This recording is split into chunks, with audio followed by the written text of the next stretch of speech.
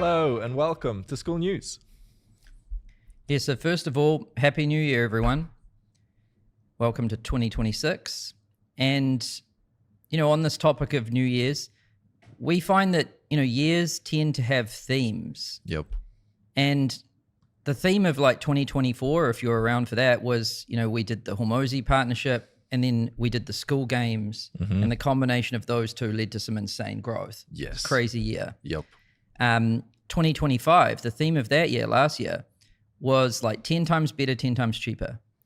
We wanted to really work on the Skool product and features so that you could do everything you needed to do to run your online business on Skool. Yep. So it's like it does everything you need it to do. Native video, native live streaming, analytics, tiers, and the $9 plan.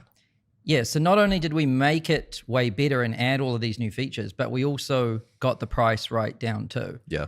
Actually 11x cheaper. Yeah. So that was the theme of last year. And theme of this year, 2026, is discovery. Ooh. So this year we really want to help you grow your community. And, because once you've got like the tool that allows you to do everything you need to do to run your online business, right? And the price is really nice. The fees are really low. Mm-hmm. What else? Like members, growth. Yep. That's what we want this year to be about. And so we're going to make many improvements to discovery and to search results and suggestions and everything. And we're also going to drive a lot of traffic to discovery in different groups. Let's go. As well as show you really good analytics that show you where your members are coming from, whether it's YouTube, Instagram, Facebook, ads, or the Skool network itself. Yeah. You guys want that? You guys want more members? Now, it's been a while since we did the last Skool News, and, we've grown a lot too, so there's probably a lot of new people as well. But even if you're an OG, I find it's always helpful to like come back to the basics. Like, why are we here? What are we trying to do? And what we're trying to do, I think, is we're trying to build successful communities. And that can mean a few different things. But what it always means is bringing people together around our passion, whatever that is. It could be beekeeping, pickleball, it could be AI, knitting, Yep. right? Donkey hoof trimming. Yeah, whatever your passion is, right? Bringing other people around that, like-minded people that have a common passion to hang out together. Because I think something special happens when you find your thing in life, whatever that is, and when you meet other people that share your passion for that thing. Those people become great friends and life becomes a lot more rich, I think, when you have a community of like-minded people and something to pour into, basically. Yeah. Yeah.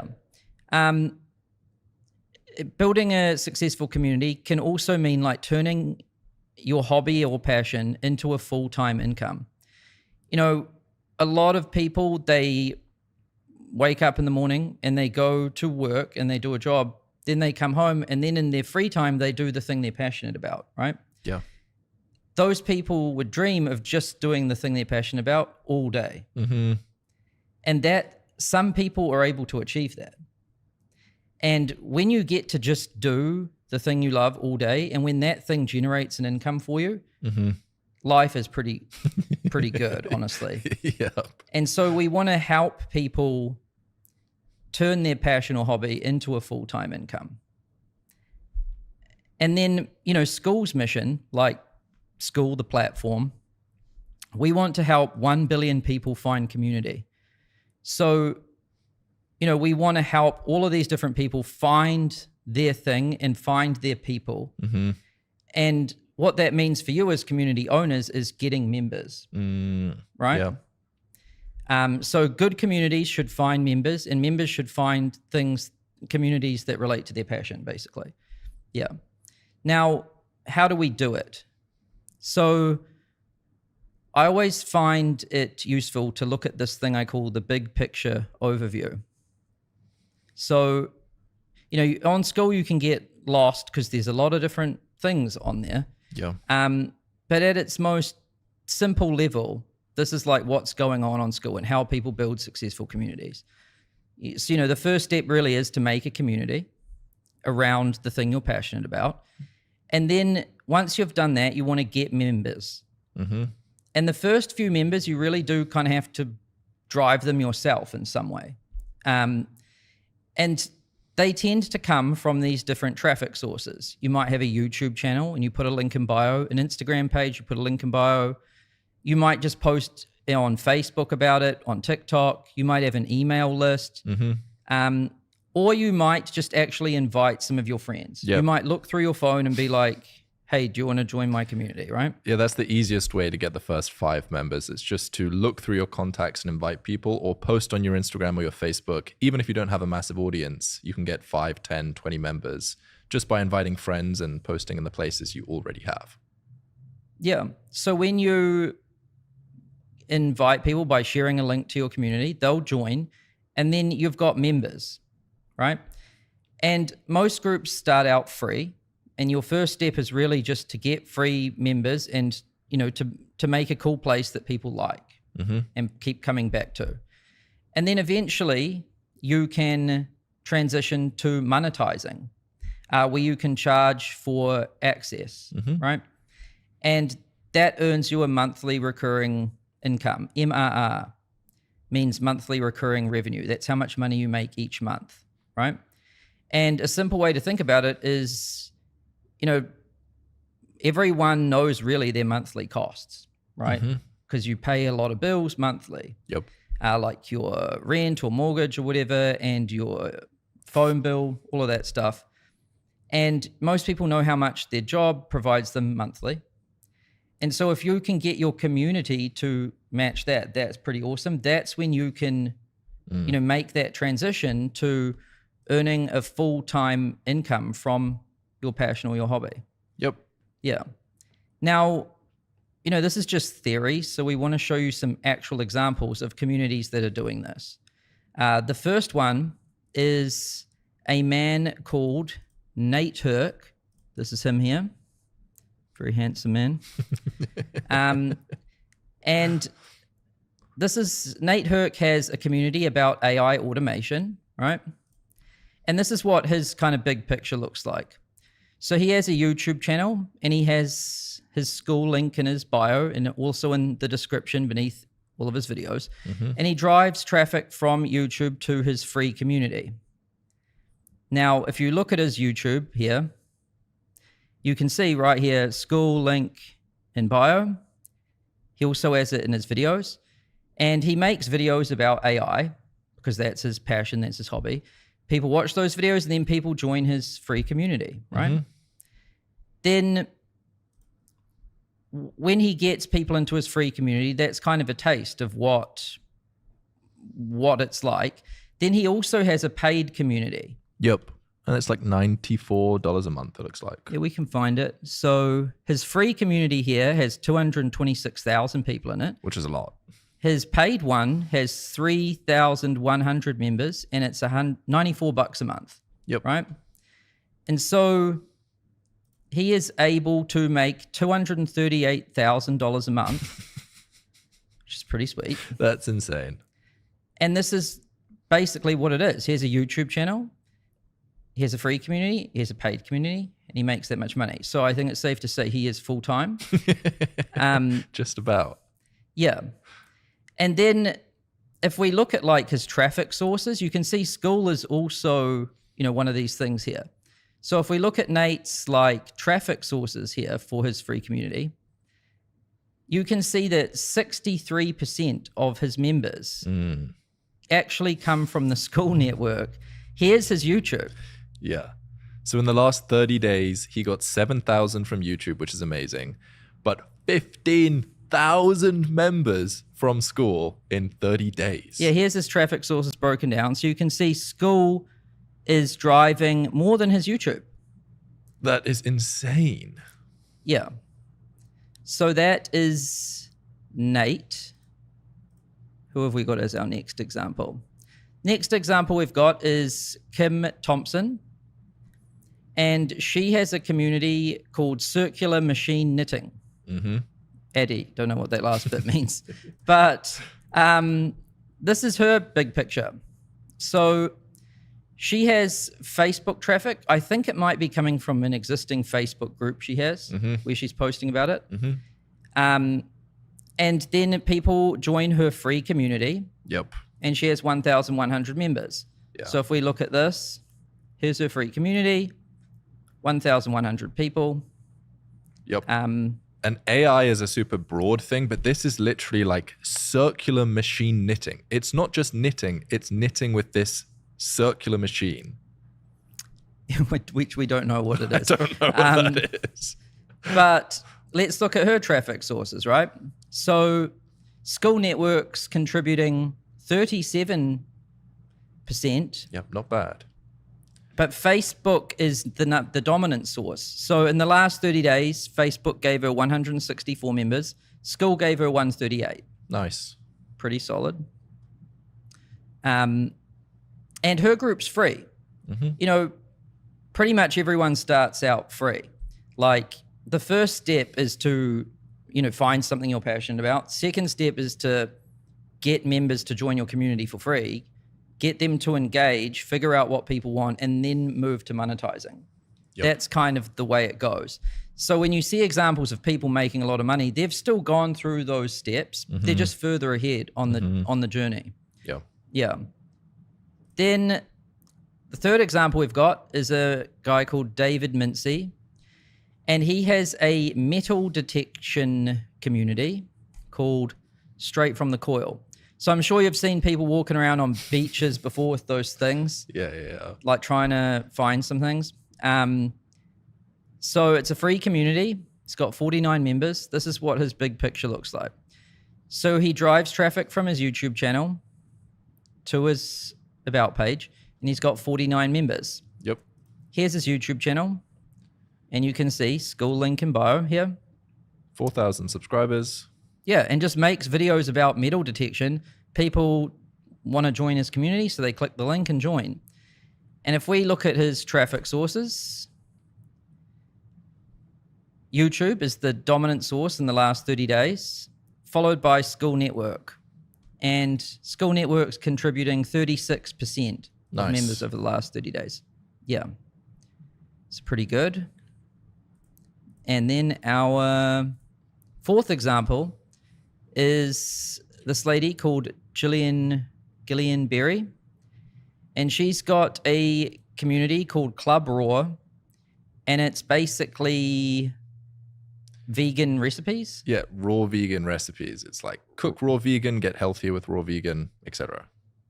Yeah, this is what her big picture looks like. So her main source of traffic is YouTube. What's this thing called? Instagram. What's this thing called? So she drives traffic from Instagram and YouTube. Yep. To her page. She gets members. Now this is a paid community, and she's making $5,200 a month. Nice. She's charging $30 a month for this. Yeah, and she launched really recently, like in the last couple of weeks. Yep, looks like it. So this is like her Instagram, right? Link in bio to her Skool page. And then she also does some YouTube. So let's look at her traffic sources. YouTube's the dominant source, 120, followed by Instagram, followed by direct, then Skool Network. And as a percentage, Skool Network's contributing about 9-ish%. Yep. Right? But it's new. Mm-hmm. Yeah. And so that's her traffic sources. So you can see that, like, Skool is full of a lot of different people doing a lot of different things, from AI to machine knitting, metal detecting, raw vegan, pickleball, like pretty much everything you can think of is on here. And the other thing is that there's some massive communities and there's some small communities, and both are amazing. And every massive community started off as a small community. It's just the way it works. Yeah, even people making enormous amounts of money would have started free with the first challenge of just getting one member. Everyone starts the exact same way. Yeah.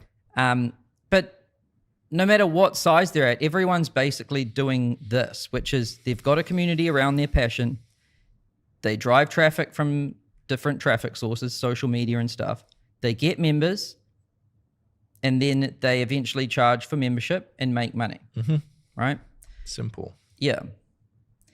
Now, you probably noticed that a lot of the examples we showed, they were getting a lot of their members from Skool itself, right? And the best way to describe this kind of phenomenon at the moment is like the Skool tailwind. And I got a little diagram here. So imagine your community is like an airplane. Initially, to get the airplane going, you've got your engines, and that you've got to kind of get it started yourself, right?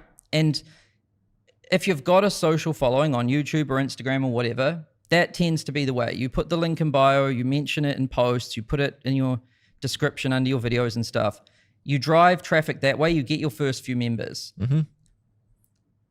Then what starts to happen is the Skool network starts to kick in, and it starts to give you members too. And that's kind of like a tailwind with an airplane. Yep. Now, when you have a tailwind in an airplane, you move faster, basically. And you don't need as much, you don't burn as much energy to fly. Yeah. And that's basically what's happening. That's why when you saw the smaller groups, the Skool network was still doing something, but it wasn't doing as much as the bigger groups. Yep. So basically, it's like you get it started, and the more traffic you drive, then the more traffic Skool starts to drive. Yep. And that's kind of how it's working right now. And I think this is honestly, it surprised us, and I think it surprises a lot of people on Skool of how powerful this thing actually is right now. I think on average, something like 30% of new members are coming from Skool Network. Yeah. And it's growing. Yeah. Which means if you have 100 members, on average, 30 of them came from Skool. Yeah. And you can see how meaningful it is with someone like Nate Herc, who's got a big group. 15,000 members in 30 days. That is insane. So it's become the main engine for Nate Herc. Nate's just coasting. His 500K subs on YouTube is now the tailwind. Yeah. So like when it really starts to take off like that, it's amazing, basically, because you're getting like most of your members from the Skool network. Yep. Now, what is starting to happen is some communities are actually starting to get off the ground and get discovered and get members, even without promoting it externally. Yep. But it doesn't happen for everyone. Yeah. We find it tends to happen when you've got an interesting, unique niche. Yeah. Like a perfect example is ukulele. A guy has a ukulele community. Yeah. And he was shocked that like 50 people searched for the word ukulele and joined his community before he promoted it anywhere. Yeah, it's crazy. And we're hearing more and more of those stories starting to happen, but it's far from optimized at the moment. That's why we are calling it a tailwind at the moment instead of like everything you need, basically. Yeah. But the plan for this year in 2026 is to focus on discovery, and we want to improve this a lot. So we want to help you get discovered, get more members, and grow. But it's already starting to happen. So this is pretty cool to see. Now, another note is Q1 Skool Games started yesterday. So if you want to win one of these badass prizes, Johnny, give us a close-up of that thing. We got a close-up. This is a badass prize that you can own. It's very expensive and heavy. And we'll show you how you can win it. We do something called the Skool Games. And if you're in the Skoolers community and you just click on the Games tab, I'll just quickly explain what the Skool Games is. Basically, every quarter, which is like every 90 days, Q1, Q2, Q3, Q4, we run a little challenge on Skool. And basically, you try to grow your group by getting paid members to join. And the people that grow their community the most in that 90-day period win that award we just showed you. And we also fly them out to LA to visit Skool HQ, which is our office here. And we have like a little mastermind gathering where all of the winners meet each other and hang out. We provide lunch and dinner and everything. And we cover your flights, we cover your hotel, you get one of these cool awards. And it's awesome to just meet other people doing interesting things. And you leave with a lot of connections and knowledge. Yep. And how we kind of make it fair is the top 5 in each category win. Because the money category tends to make way more money, obviously, than like, I don't know, like music or spirituality, for example. Yeah. And so, you know, if we didn't do it by category, then obviously everyone who wins would just be in the money category. So, you know, you can see here the top 5 current people in hobbies, in music, right? And we have these leaderboards here, and it shows you how much people have grown by in the last, well, it started yesterday. So if you want to grow your community, you want to win the Skool Games, now's a great time to start. You just simply grow your community, check the leaderboards, and if you're in the top 5 by the end of March, then you win. Yeah, so that's the Skool Games. And Nate Herc's getting a second mention. So congrats to Nate Herc, because he won 4 out of 4 Skool Games last year. Yep. So he won Q1, Q2, Q3, Q4 with his community. He also did this really awesome post here that's pinned at the top of Schoolers if you come in, where he shares, you know, the lessons he's learned in doing that. Yeah, and so it's possible to win multiple times too. So congrats to Nate Herc.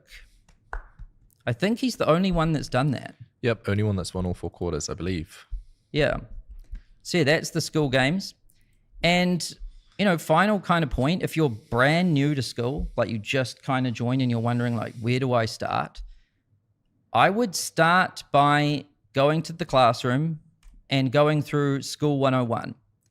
It's a step-by-step little course we made that shows you how to build a successful community on Skool. And this is a great place to start. The other thing I would suggest that you do is up here, click this, click Discover, and join some communities, become a member. And so, you know, you could join some things you're passionate about. So if you're interested in guitar or piano or beekeeping or whatever, search around, explore the categories, and join some communities. Join like 5 or whatever, and see how people are doing it. You know, if you're going to make a YouTube channel, right, the best way to learn how to do that is to watch some YouTube channels. Yeah. Different people have different ways of doing it. And then you look at it and you're like, oh, I could do something like that, but like this. Yes. Or I could do something like this guy's community, but I'll do it for piano. Most successful communities we see were started that way.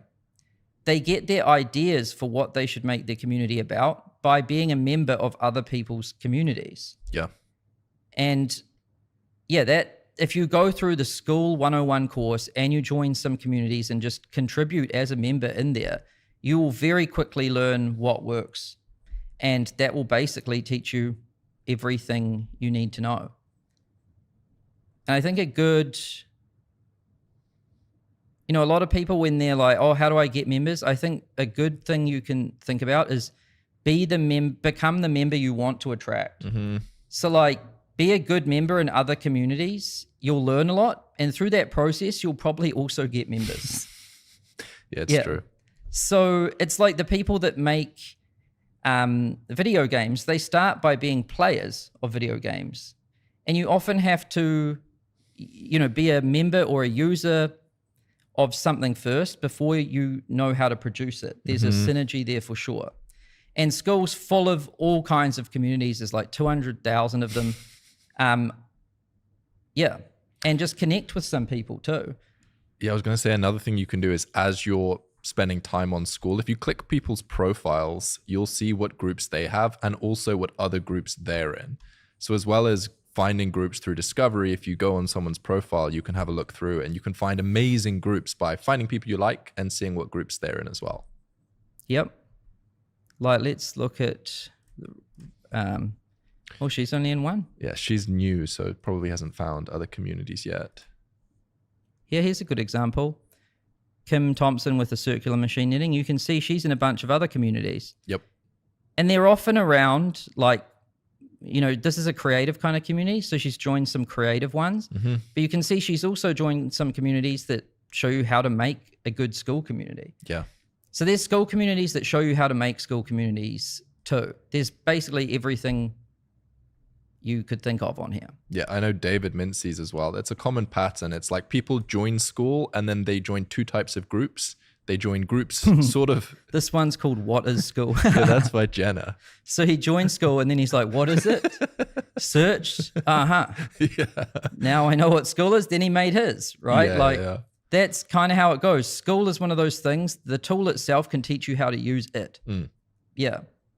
Yeah, people are often in two types of groups similar to the things they're interested in, and then also groups related to how to succeed on Skool. Yeah. But for sure, have a look around on Skool, join some communities, meet some people, talk to some people. Yep. You'll find a lot of like friends on here and people that can help you along your journey. And in the process, it'll show you how to make a great community and you'll get some members. Yep. So yeah, that's it for today's episode. We'll see you next week. See ya.